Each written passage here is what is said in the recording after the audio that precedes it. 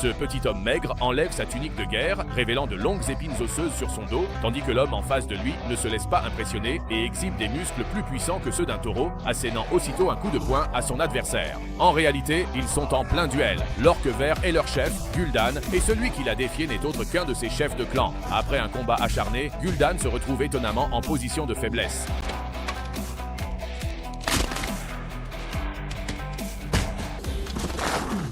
Soudain, ses yeux brillent d'une lueur verte et il fonce sur le chef de clan, le frappe violemment, puis commence à absorber l'énergie de son adversaire. Rapidement, le chef de clan se dessèche et meurt, tandis que les orques autour restent stupéfaits. En réalité, Gul'dan a des pouvoirs magiques, ce qui explique pourquoi il est chef.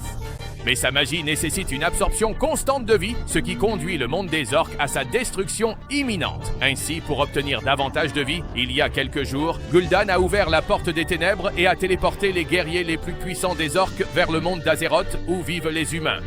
Ils ont tout pillé sur leur passage et ont enlevé d'innombrables villageois. Mais à ce moment-là, le chef de clan a commencé à trouver cela étrange, car partout où Gul'dan passait, la terre devenait stérile. Le chef soupçonnait que la destruction du monde orc était en réalité l'œuvre de Gul'dan, mais trop faible, il n'osait pas s'exprimer. Du côté de Hurlevent, ils découvrirent rapidement plusieurs cadavres de villageois, mais la façon dont ils étaient morts était étrange. C'est alors qu'un apprenti magicien leur expliqua que ces personnes étaient mortes à cause d'une magie maléfique. Lorsque le roi l'apprit, il envoya immédiatement quelqu'un chercher le gardien. Le gardien possédait une puissante magie et était chargé de protéger le royaume. Le lendemain, ils envoyèrent une armée dans la forêt voisine pour chercher des indices, et tombèrent justement sur une embuscade des orques, qui surgirent soudainement pour les attaquer. Heureusement, le gardien était doté d'une magie puissante. Il élimina ce groupe d'orques d'un seul sortilège.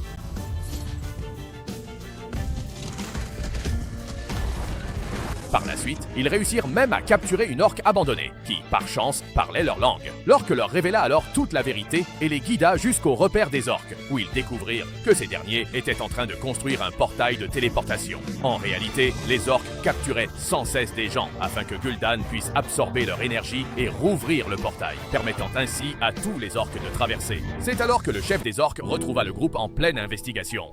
Le chef des orques demanda à l'orque de transmettre un message au roi, exprimant son désir de coopérer avec lui pour éliminer Gul'dan. Le roi, en apprenant cela, fut surpris, car c'était la seule solution possible à ce moment. Il accepta donc de rencontrer le chef des orques comme convenu. Mais alors qu'ils discutaient, un groupe d'orques embusqués surgit soudainement et interrompit la conversation. En réalité, les subordonnés du chef avaient trahi et informé Gul'dan. D'autres orques affluèrent, mais heureusement, le gardien intervint à nouveau, libérant toute sa puissance pour créer une barrière d'éclairs et stopper l'assaut. Malheureusement, le fils du général fut aussi bloqué par la barrière et tué sur place par les orques.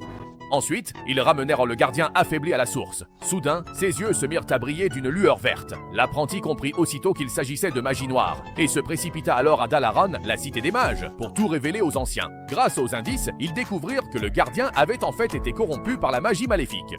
De plus, il était incapable de résister à cette force qui avait déjà dévoré son esprit, et il incitait le roi à attaquer les orques de son propre chef, dans le but de permettre aux orques de les anéantir d'un seul coup. Le général, pour avoir désobéi aux ordres, avait été emprisonné. C'est alors que le jeune apprenti arriva à temps pour libérer le général, lui révéla la vérité et l'emmena affronter le gardien. Pendant ce temps, ailleurs,